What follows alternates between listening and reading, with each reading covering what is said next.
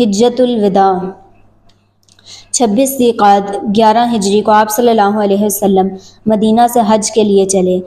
ازواج مطہرات رضی اللہ تعالیٰ عنہما کو بھی ساتھ لیا۔ مدینہ سے 6 میل دور ایک مقام ذوالحلیفہ میں رات قیام فرمایا، غسل فرمایا اور 2 رکعت نماز پڑھی، احرام باندھا اور بلند آواز سے کہا، ہم حاضر ہیں، اے اللہ ہم حاضر ہیں، تیرا کوئی شریک نہیں، ہم حاضر ہیں، تعریف اور نعمت اور حکومت صرف تیری ہے، تیرا کوئی شریک نہیں۔ 4 ذو الحجہ کو مکہ میں داخل ہوئے۔ جب کعبہ شریف پر نگاہ پڑی تو فرمایا، اے خدا اس گھر کی عزت اور ہیبت بڑھا۔ پھر طواف کیا اور اس کے بعد صفا و مروہ کی سعی کی۔ 8 ذی الحجہ کو منی میں قیام فرمایا اور 9 ذی الحجہ کو عرفات کے میدان میں تشریف لے گئے اور اونٹنی پر سوار ہو کر اپنی آخری اور مشہور عالم خطبہ دیا، جو کہ اسلامی تاریخ میں خطبہ حجۃ الوداع کے نام سے مشہور ہے۔ خطبے کے بعد رسول پاک صلی اللہ علیہ وسلم نے فرمایا، لوگو قیامت کے دن خدا میری نسبت پوچھے گا تو کیا جواب دو گے؟ صحابہ کرام رضی اللہ تعالیٰ عنہ نے یک زبان ہو کر عرض کیا، ہم کہیں گے کہ آپ صلی اللہ علیہ وسلم نے اللہ تعالیٰ کا پیغام ہم تک پہنچا دیا اور اپنا فرض ادا کر دیا۔ حضور پاک صلی اللہ علیہ وسلم نے یہ سن کر آسمان کی طرف انگلی اٹھائی اور 3 مرتبہ فرمایا، اے اللہ تو گواہ رہ۔ آپ صلی اللہ علیہ وسلم نے 12 ذی الحجہ تک منی میں قیام فرمایا۔ اگلے دن یہاں سے نکل کر خانہ کعبہ کا آخری طواف کیا، نماز فجر ادا کی اور مدینہ کی طرف روانہ ہو گئے۔ حج سے واپس آ کر آپ صلی اللہ علیہ وسلم نے شام پر حملے کا حکم دیا اور زید بن حارثہ کے 20 سالہ بیٹے اسامہ بن زید رضی اللہ تعالیٰ عنہ کو فوج کا امیر بنا دیا۔ حکم دیا کہ وہ فلسطین اور شام تک لشکر کشی کریں۔ فوج نے حرکت کی اور 26 صفر 11 ہجری کی رات کو مدینہ کے باہر پڑاؤ ڈالا اور دوسرے ہی دن آپ صلی اللہ علیہ وسلم اچانک بیمار پڑ گئے اور فوج وہیں رک گئی، حتیٰ کہ آپ صلی اللہ علیہ وسلم کی وفات کے بعد حضرت ابو بکر صدیق رضی اللہ تعالیٰ عنہ نے روانہ کی۔ لشکر کو روانہ کر کے رسول پاک صلی اللہ علیہ وسلم ایک رات جنت البقیع گئے اور فرمایا، اے جنتیو خوش ہو جاؤ، تمہارے دن رات دنیا والوں سے زیادہ پرامن اور پرسرور ہیں۔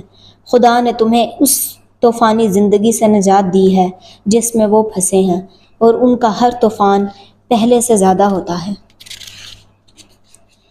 سفر آخرت سرکار کائنات صلی اللہ علیہ وسلم جنت البقیع سے واپس آئے تو آپ صلی اللہ علیہ وسلم کے سر میں درد اٹھا اور پھر بخار ہو گیا۔ آپ صلی اللہ علیہ وسلم کے معمولات میں کوئی فرق نہ آیا۔ آپ صلی اللہ علیہ وسلم تمام ازواج مطہرات رضی اللہ تعالیٰ عنہما سے اجازت لے کر حضرت عائشہ رضی اللہ تعالیٰ عنہا کے گھر تشریف لے آئے۔ 8 ربیع الاول کو آپ صلی اللہ علیہ وسلم پہلی بار نماز کے لیے نہ آ سکے تو حضرت ابو بکر صدیق رضی اللہ تعالیٰ عنہ نے امامت کی۔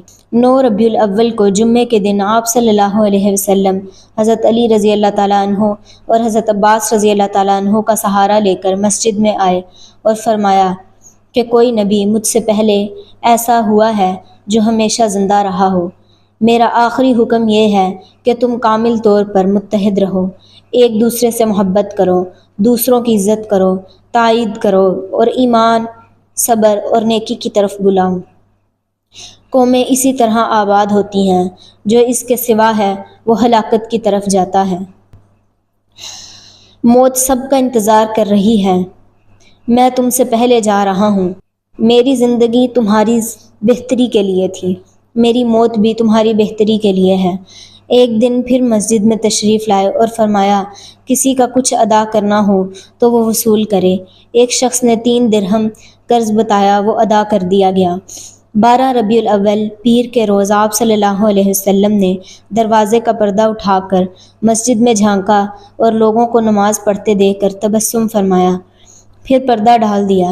اسی دن حکم دیا کہ میرے سب غلام آزاد کر دیے جائیں اور جتنا روپیہ ہے وہ مسکینوں میں تقسیم کر دیا جائے۔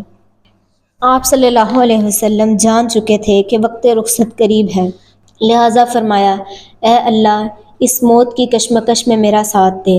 پھر فرمایا، نماز تمہارے غلام نہیں، وہ بلند و بالا ساتھی ان الفاظ کے ساتھ ہی اللہ کے محبوب صلی اللہ علیہ وسلم کی روح مبارکہ اپنے رب کی طرف پرواز کر گئی۔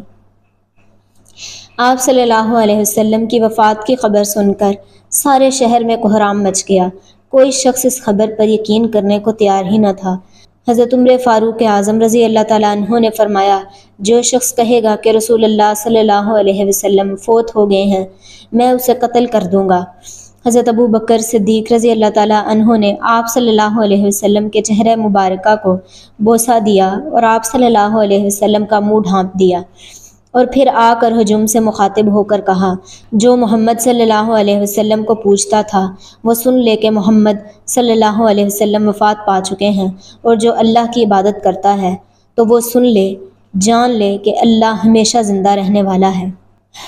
اس کے بعد حضرت ابو بکر صدیق رضی اللہ تعالیٰ عنہ نے قرآن پاک کی ایک آیت پڑھی، محمد صلی اللہ علیہ وسلم تو محض ایک رسول ہیں، اس سے پہلے بھی رسول گزر چکے ہیں، اگر وہ مر جائیں یا قتل کیا جائے تو کیا تم الٹے پاؤں پھر جاؤ گے؟